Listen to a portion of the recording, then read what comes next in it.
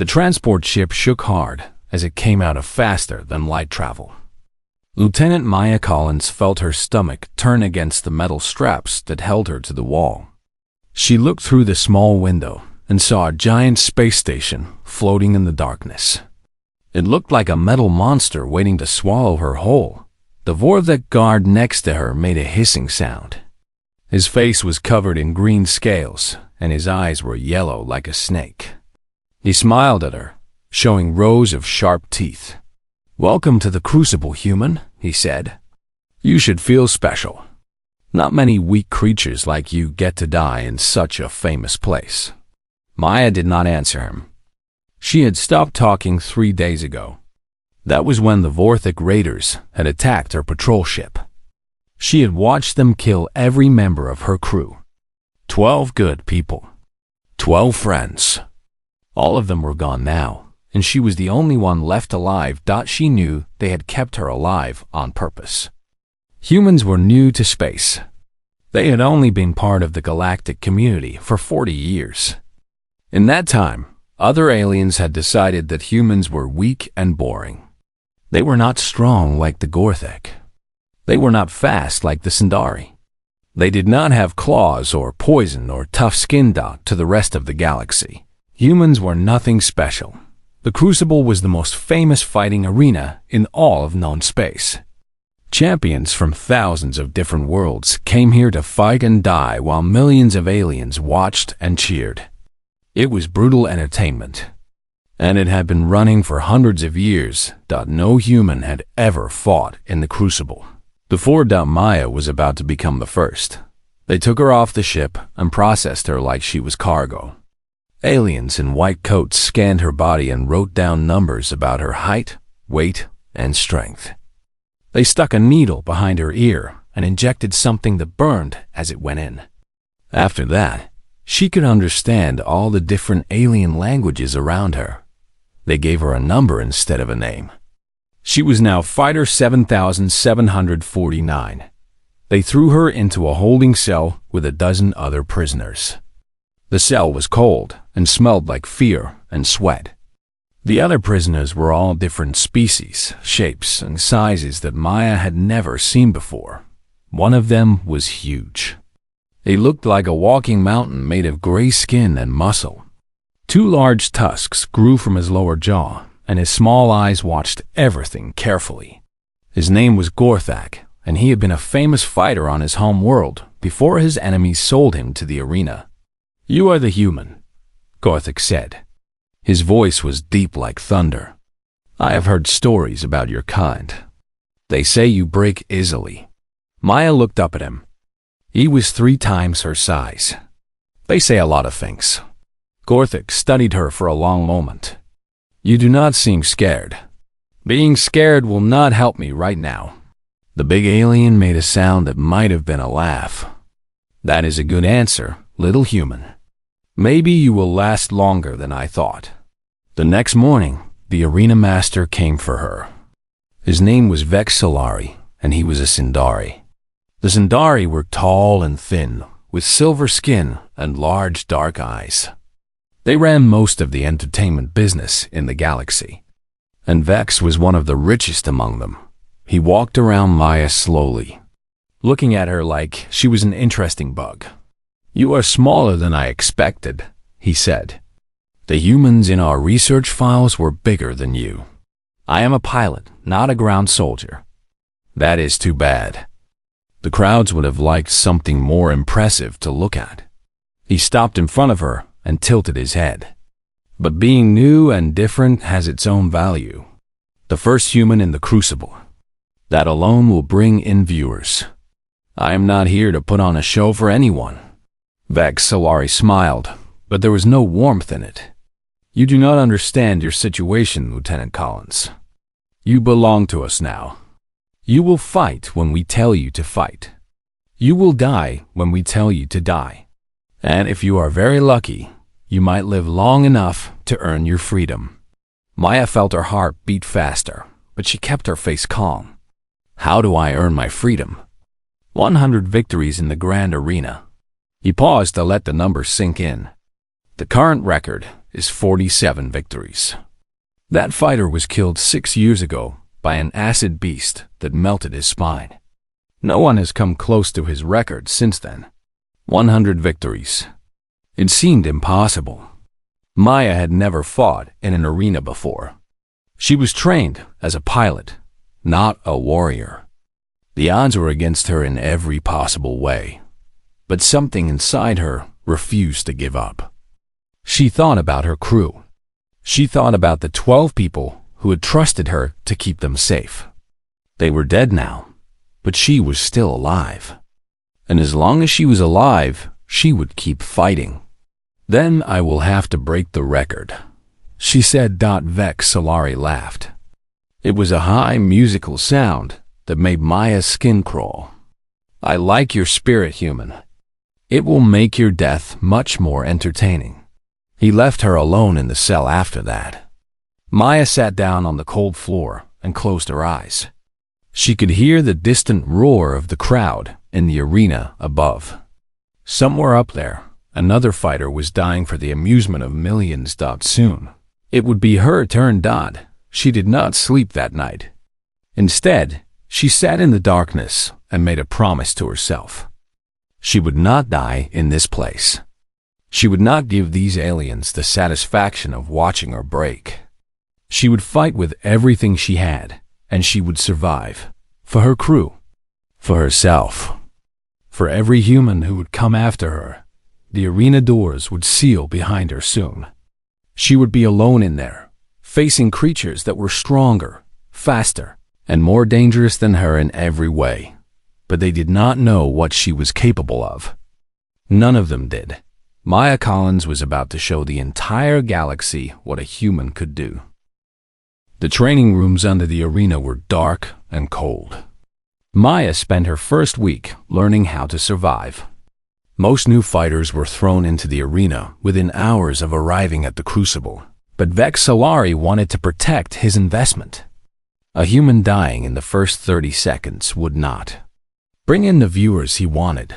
Her trainer was a scarred reptilian creature named Drex. He had won his 1As. Freedom after 63 victories, and now made his living teaching new fighters how to stay alive a little longer. He looked at Maya with something like pity in his yellow eyes. You have many problems, Drex said on the first day. You have no natural weapons. No claws, no poison, no armor on your skin. Your bones are weak. Your muscles are small. By the standards of this galaxy, you are one of the weakest creatures alive. That is not very helpful, Maya said. Drex showed his teeth, and what she learned was a smile. But you have one thing that most species do not have. Humans are persistence hunters. Your ancestors used to chase animals across huge distances until the animals collapsed from being too tired. You can keep going when others cannot. That does not help much in a quick fight to the death. It helps more than you think. Most arena fights are over in a few minutes because one fighter gets tired before the other. If you can survive the first attack, if you can keep moving and keep thinking, you have a chance. Drex taught her the basics of arena combat. He showed her how to read an opponent's body language and predict what they would do next. He taught her how to use the arena itself as a weapon, using walls and pillars and sand to her advantage. He taught her how to save her energy while still looking aggressive. He handed her a short blade, balanced for both cutting and throwing. This will be your main weapon. Learn to use it like it is part of your arm. Maya trained for 18 hours every day. She slept only when her body would not move anymore. She watched recordings of past arena fights and memorized the fighting styles of dozens of different species. She practiced with training machines until her hands bled and her muscles burned. And through it all, she thought about her crew. 12 people who had trusted her. 12 people who were now dead because some aliens wanted to capture a human for their entertainment. Their deaths would not be meaningless. She would make sure of that. Her first opponent was a Kravix. These were insect-like creatures with 4 arms and large jaws that could crush bone. The one she was fighting was called the Shredder, and he had killed dozens of fighters before her. The arena was a huge circular space under an artificial sky. The stands around it rose high into the air, filled with millions of spectators from hundreds of different worlds. The noise was incredible. Clicks, growls, screams, and roars mixed together into a wall of sound that pressed against Maya from all sides. She stood at one end of the arena in her light armor, holding her blade. It felt very small in her hand. Her heart was beating so fast she could hear it in her ears. The Shredder stood at the other end. He was twice her size, and his body was covered in hard plates that would stop most blade attacks. His forearms moved constantly, eager to grab and tear. "Today we see something new," the announcer's voice boomed across the arena. "The first human ever to fight in the sacred sands of the Crucible. Will she prove that her species is worth our attention, or will she fall like so many others? Place your bets and watch the dance of death." The arena doors sealed behind her with a heavy boom. Maya was alone. The Shredder charged at her without warning. He moved faster than something that big should be able to move. His forearms reached out for her, his jaws clicking in hunger. Maya did not try to block him. She could not match his strength. Instead, she simply moved. She dove to the side, rolling under his reaching arms, and came up behind him. Her blade found a gap in his armor where his leg met his body, and she pushed it in deep. The Shredder screamed. It was a high, terrible sound that hurt her ears. He spun around, one arm sweeping toward her head. She ducked just in time. His claw caught her shoulder armor and tore off a piece, but it did not touch her skin. They circled each other now. The Shredder was limping from his wound. Green blood dripped onto the sand. "You are faster than I thought, meat," he said, through the translator. "But you cannot run forever. I do not plan to." He charged again. Again she dodged, this time cutting a shallow line along his side. It did not go deep through his armor, but it added to his bleeding. Added to his anger. The Shredder became more aggressive. His attacks grew wild and sloppy. Maya used every bit of training Drex had given her. She danced around him like wind around a rock, never staying in one place long enough for him to catch her. 5 minutes passed. Then 10. The crowd grew restless. They were not used to fights lasting this long, but Maya could see what they could not see. The Shredder was slowing down. His movements were getting heavy and clumsy. He was bleeding from many small wounds, and his body could not handle this much effort for this long. She waited until he attacked one final time. Then she stopped running. She stepped inside his reach, too close for his arms to grab her properly, and drove her blade up through the soft underside of his jaw. The Shredder shook once, twice, and then fell. The arena went quiet. Maya stood over the body of her enemy. She was breathing hard. She was covered in green blood that was not her own. She looked up at the millions of aliens who had come to watch her die. And she smiled. The crowd exploded with noise. They screamed and cheered and stomped their feet. They had come to see a weak human get killed, and instead they had seen something they would never forget. Maya Collins had won her first fight. Only 99 more to go. News of Maya's victory spread fast. Within days, the whole galaxy was talking about the human who had won her first arena fight. It was not supposed to happen. Humans were supposed to be weak and easy to kill. But Maya had beaten a fighter who had killed dozens before her, and she had done it by being smart and patient. The galactic news networks played recordings of her fight over and over. Commentators argued about whether it was just luck or something more. Betting companies changed their numbers. Millions of credits flowed in from people who wanted to see what would happen next. "You have made me a lot of money," Vex Solari told her the morning after her victory. The viewing numbers were incredible. "Important people are already asking about you. I am so happy I could help you get richer," Maya said. She did not hide the anger in her voice. If Vex noticed, he did not care. Your next fight will be in 2 weeks. Use the time to prepare. Maya did exactly that. She trained harder than ever.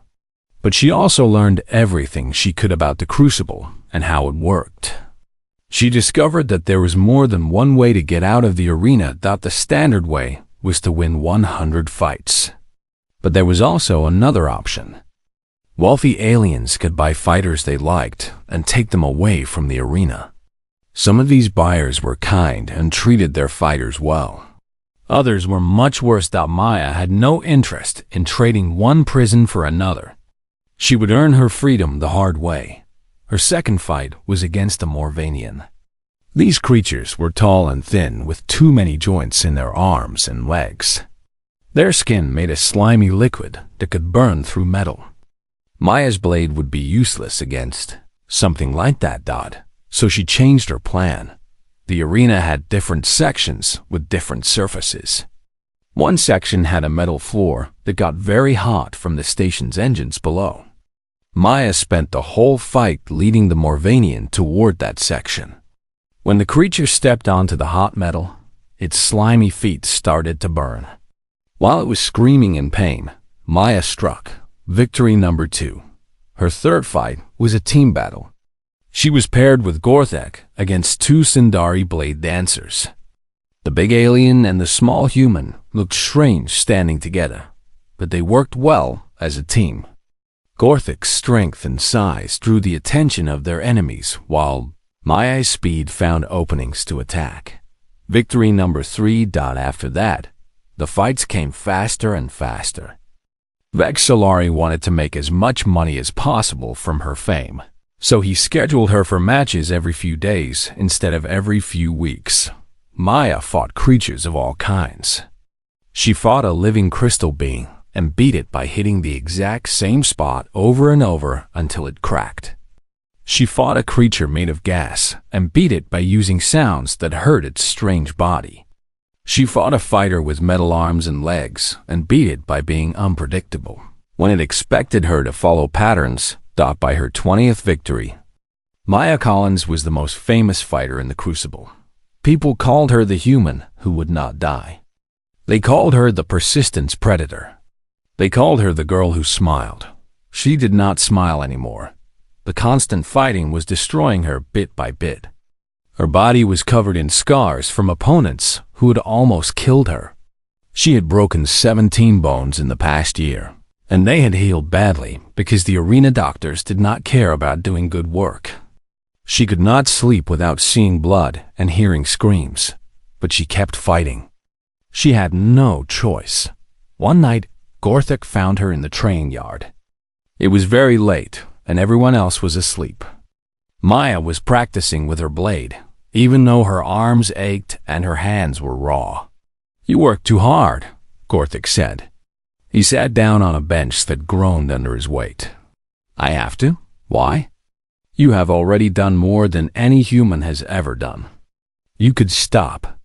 You could let yourself rest." Maya stopped her practice and turned to look at him. "Stop and do what?"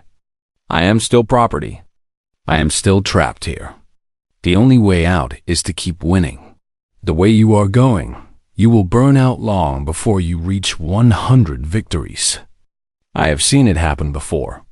Fighters who push too hard and never let themselves heal. They forget why they are fighting in the first place. I know exactly why I'm fighting. Do you?" Gorthek's eyes were surprisingly gentle for such a huge creature. "You fight like someone who does not care if she lives or dies. That is a dangerous way to fight." Maya sat down next to him. Suddenly she felt very tired. "I had a crew once. 12 people. They were more than just people I worked with. They were my family. When the Vorthik captured me, they killed all of them. They made me watch while it happened." "I am sorry," Gorthik said quietly. "Do not be sorry. Help me instead. Help me survive long enough to get out of here." She looked up at him.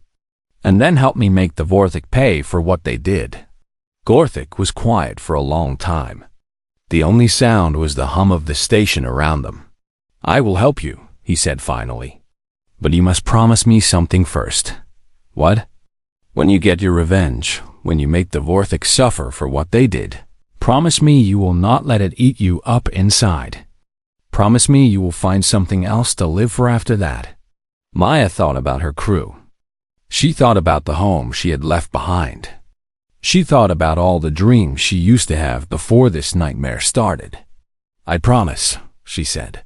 They shook hands on it, the huge gray alien and the small human woman. It was a strange friendship, born in blood and pain and the shared experience of being trapped in the same terrible place. But it was real, and it gave Maya something she had not felt in a very long time: hope. The celebration after Maya's victory lasted for many days. She was carried through the crucible as the new champion, while crowds screamed her name. Gifts and honors came from species that had once thought humans were not worth noticing.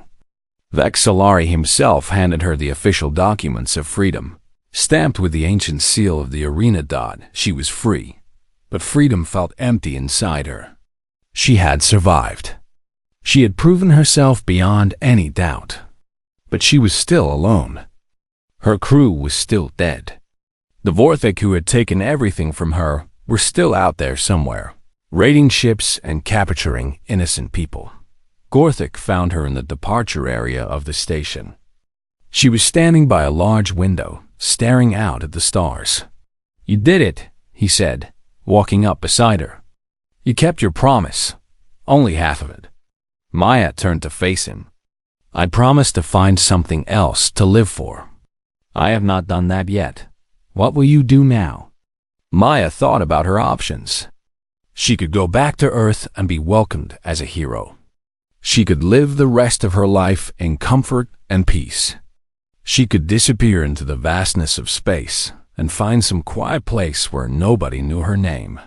Or she could keep her other promise. "The Vorthik raid ships in this part of the galaxy," she said slowly. "They take prisoners from dozens of different worlds. Most of those prisoners end up in places like the Crucible, fighting for the entertainment of others." "Yes, that is true." "Then that is what I will do. I will find the Vorthik. I will stop them, and I will free everyone they have captured." She looked at Gorthuk. "Will you help me?" The massive alien smiled, showing his tusks. "I was hoping you would ask me that."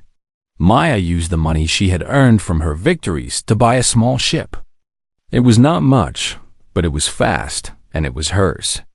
Gorthik joined her, and soon others followed. Fighters she had met in the arena who had also earned their freedom. People who had lost families to the slave trade. Anyone who was willing to fight for something that mattered. Word began to spread through the dark parts of the galaxy where slaves were bought and sold. Something new was hunting the hunters. Someone was attacking Vorthik transport ships, freeing the prisoners inside, and disappearing before anyone could catch them. The slavers called her the Ghost of the Crucible. Maya preferred a different name. She called herself Hope, because that was what she had become. Not just for humans, but for every species that had ever been told they were too weak or too small or too unimportant to matter. She was living proof that greatness was not about size or strength or natural weapons. Greatness was about refusing to give up. The first year was hard. They were just a small group against a galaxy full of enemies. They lost people. They made mistakes. Sometimes Maya wondered if she was doing the right thing or just getting more people killed. But they also won victories.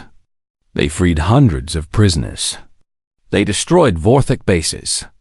They made the slavers afraid to travel through certain parts of space. Other people noticed. Ships began to join them. Then more ships. Word spread from planet to planet, and soon aliens from all over the galaxy were asking how they could help. By the third year, Maya commanded a fleet of 50 ships. Fighters and refugees and rebels from 100 different worlds, all united under the same flag. They called themselves the Free Fleet, and they had become the biggest threat to the slave trade in galactic history. The Vorthok tried to stop them. They sent war parties and assassins and bounty hunters. None of it worked. Maya had survived the Crucible. She had beaten Vorax the Eternal. A few angry slavers were not going to break her. 5 years after her victory in the arena, Maya stood on the bridge of her flagship. It was a proper warship now, taken from a Vorthok commander who had made the mistake of attacking her convoy. Around her stood the crew she had built over the years. Behind her stood Gorthok, her second in command and her closest friend. Through the main window, she could see the rest of her fleet. 200 ships now, all crewed by people who believed in what they were fighting for. "We have a message from the Galactic Council," said her communications officer, a young Sindari female named Lyra, who had joined them after Maya freed her from a mining colony. "They want to discuss a formal alliance. Tell them we will consider their offer," Maya said. "But our mission does not change. We protect the innocent. We fight the slavers. We give hope to those who have none." Lyra nodded and turned back to her station. Gorthok moved closer to Maya. "You have come a long way from that scared pilot in the holding cell," he said quietly. Maya smiled. It was a real smile, the kind she had not been able to manage during her years in the arena. "I was never scared," she said. "I was angry. There is a difference. What are you now?" She looked out at her fleet, at the hundreds of people who had chosen to follow her. She thought about all the prisoners they had freed, all the lives they had saved, all the slavers they had stopped. "Now I am exactly what I promised to be," she said. "Something worth living for." The arena doors had sealed behind her once, and she had fought alone. She would never fight alone again. Somewhere out there, her old crew was watching. Maya was sure of it, and she hoped they were proud of what she had become. Not just a survivor, not just a fighter, but a beacon of hope in a galaxy that desperately needed one. The small human woman who would not die had become something much bigger than herself, and her story was only beginning. The victories kept coming. 50 wins, 60, 70. Maya Collins was no longer just famous. She had become a legend. Children on planets across the galaxy dressed up like her for celebrations. Smart people at universities wrote papers about what her success meant for humans in space. Military schools studied her fighting techniques. Rich gamblers who had bet against her and lost millions of credits tried to have her killed. But the assassination attempts always failed. Through all of it, she kept fighting. Her 80th victory was against a former champion named Krex. He was a huge reptilian creature who had retired years ago, but had come back just to end her winning streak. The fight lasted almost an hour, the longest fight in Crucible history. When it ended, Maya stood over his unconscious body, too exhausted to feel anything. Her 90th victory was a gauntlet match. She had to fight 5 opponents one after another with no rest between fights.